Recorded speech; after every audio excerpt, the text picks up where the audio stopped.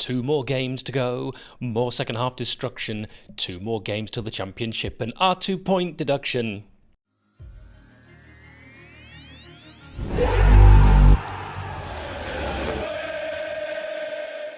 Welcome. And if you're new to this channel, where the hell have you been? What the hell are you playing at?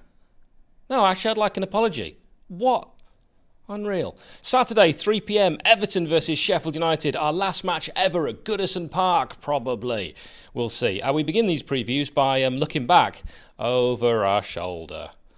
You know the rest, I can see that look in your eye. I never dreamed it could be over. I never wanted to say goodbye, but goodbye we must say to Nottingham Forest, who beat us 3-1 at home on May the 4th. It was a case of attack of the clones as we put in a very similar performance to away day in Newcastle, a revenge of the 6th place team that day, and our phantom menace at the lane appeared to be a man running at defenders solo in Hudson-Odoi. Unfortunately, 𝗂𝗏𝗏 playing the rogue one, offering a very little resistance, using no force at all. So to summarise, Forest at home, a good first half performance, and I thought, wow, we haven't seen a second half collapse like that since the previous game.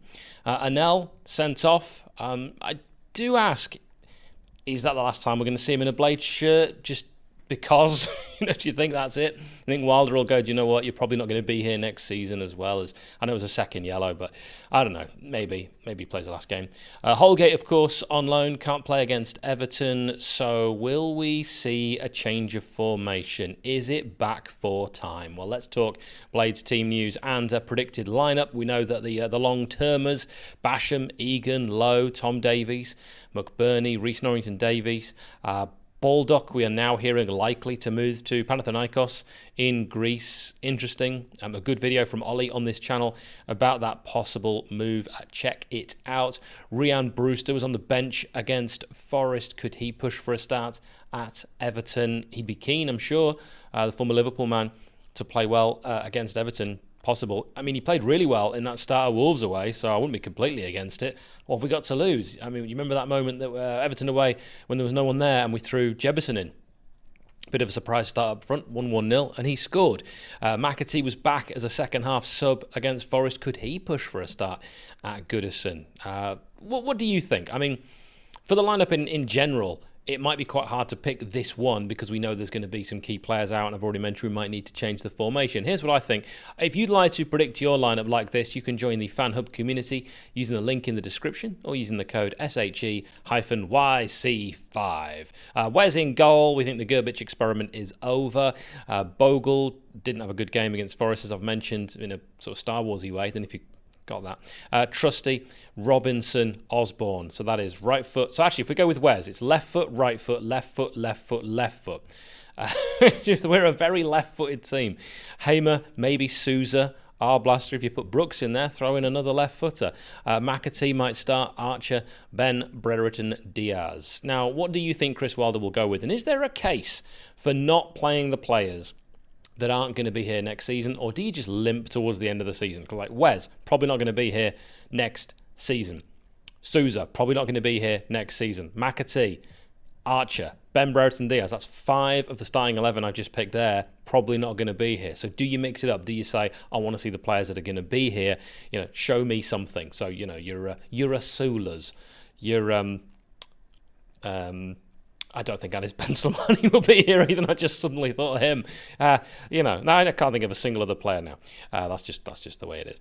Now, like every podcast, this episode of the Sheff United Way is sponsored by Greene King Sport, where football is more than a game. Make Greene King your go-to destination for the season's final stretch. With every televised Sheffield United game, you can watch it with delicious food and refreshing beverages. And with 900 sports clubs dotted around the UK, chances are you're within walking distance of your local Greene King. Let's be honest, watching football is way better with friends and family, so get the squad together for every televised Premier League fixture in an atmosphere worth sharing. That includes huge title showdowns, the race for European qualification and relegation 6-pointers. And don't forget to download the Greene King Sport app to enjoy exclusive competitions and discounts whenever there's a game on. So Everton, let's talk about the home side. Bit of team news, likely lineup. They drew at Luton last time out, 1-1, taking the lead through 𝗍𝗿𝗂𝗏𝗂𝗏. Then Luton scored a very tidy equaliser. Luton had the majority of possession and mustered 8 more shots on goal than the away side, but couldn't find a way through. And that'll probably be it, in my opinion, for Luton. And as we heard as well with Forest, their appeal rejected with the points deduction. Everton lined up 4-4-1-1. Pickford in net, 𝗍𝗿𝗱𝗏𝗏𝗏, Branthwaite and Ashley Young. If you'd have told me all those years ago watching Ashley Young tear it down the right for Watford, that he'd be a really tidy defensive left-back in a lot of years, I would have said that's probably quite likely.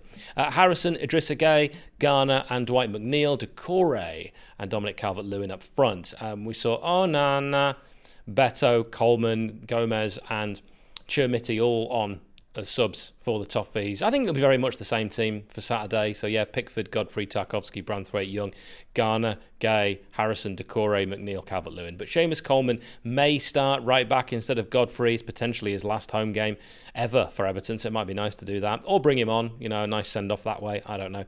Injury-wise, Patterson and 𝗍𝗍𝗂𝗏, nailed it, are both definitely out. Now, the referee for Everton versus Sheffield United is Stuart Atwell. We've had him quite a few times, actually. We'll get to that. He's from Warwickshire. This season, he's taken charge of 24 matches, issuing 97 yellows, 5 red cards. 1 was a second yellow. He's given 5 penalties. Those are very similar numbers to last weekend's ref. And Stuart Atwell was the man in the middle for our 8-0 home defeat against Newcastle, our 1-0 win at home against Brentford, and our 5-0 home defeat against Brighton. I think you can read very little into the referee at all for this season. I don't think it has made any difference in pretty much any game. Let's give a shout out to Parrot Peel, a virtual band. Many of their members are Blades. They've got a new album out. Check it out. parrotpeel.com. PARROTPEEL. It's on Spotify too. It's called Tall Tales of 10 Girls, and I think it's very good. Let's think then. Players that played for Everton and Sheffield United. There are absolutely loads. I actually think Everton might be one of the clubs we've done more business with than any others. So I'm going to go quite far back because there are some very recent ones, but there are also some from what I consider like my era, which is when I knew everything. So I'll go with John Ebbrell, good for 45 minutes. You want a reliable 45 minutes? John Ebbrell's your man. Anything longer than that, forget about it. You're going to be speaking to the insurance men. Mitch Ward, Carl Tyler and Don Hutchison, not to be spelt Hutchinson, because that isn't him. Who can you think of? Now, score prediction, well, Darren on our Patreon says 5-2 to the Toffees. Oh, a 3-goal swing. A 3-goal swing. Toffees fan Daniel Atherton, don't say anything like that. He reckons, he said 3-0 to Everton. A 3-goal swing? I'm saying 1-0 Jebbison. What do you reckon the score will be? And do you still care? Ta-ta.